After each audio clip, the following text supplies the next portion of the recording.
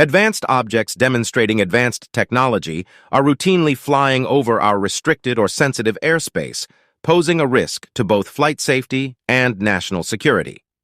Marco Rubio. There is footage and records of objects in the skies.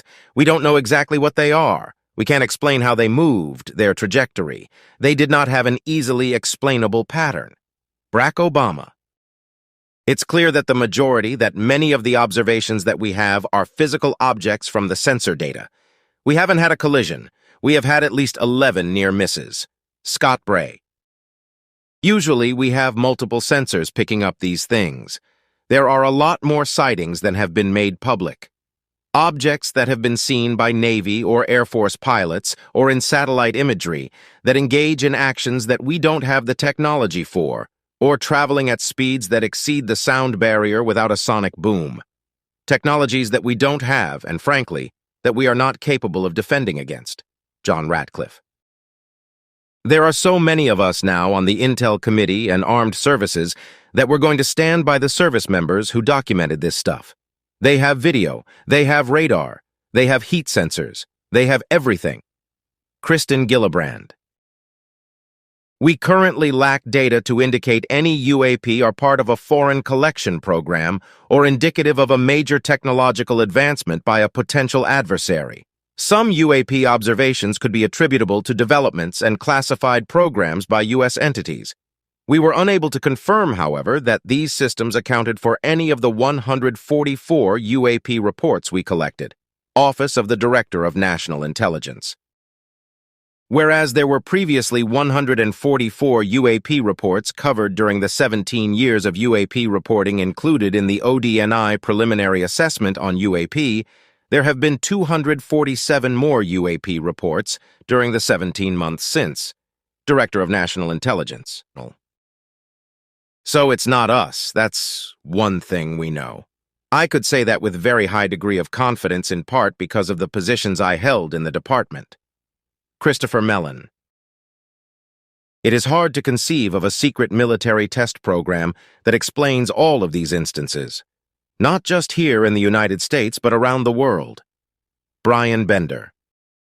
We've also been notified by multiple credible sources that information on UAPs has also been withheld from Congress, which, if true, is a violation of laws requiring full notification to the legislative branch.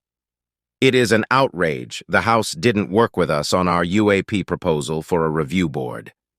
This means declassification of UAP records will be up to the same entities that have blocked and obfuscated their disclosure for decades. We will keep working to change the status quo. Chuck Schumer. There is a lot of unidentified aerial phenomena out there. That's true. And they've got pilot reports, there's various other sensors out there, and some of it is difficult to explain. Some UAP are really kind of weird and unexplainable. General Mark Milley.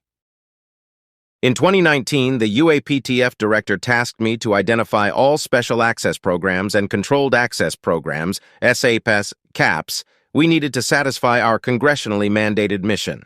At the time, due to my extensive executive-level intelligence support duties, I was cleared to literally all relevant compartments and in a position of extreme trust in both my military and civilian capacities.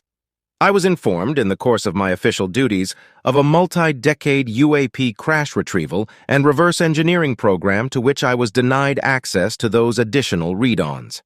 I made the decision based on the data I collected to report this information to my superiors and multiple inspectors general and in effect become a whistleblower. David Grush. I can tell you that advanced UAP are a national security and an aviation safety problem. It has been more than a decade since my squadron began witnessing advanced UAP demonstrating complex maneuvers on a regular basis, and we still don't have answers. I founded Americans for Safe Aerospace to create a center of support, research, and public education for aircrew impacted by UAP encounters.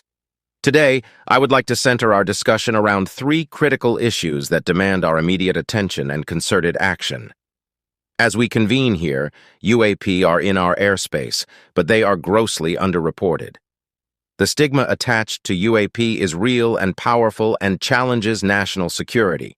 The government knows more about UAP than shared publicly, and excessive classification practices keep crucial information hidden.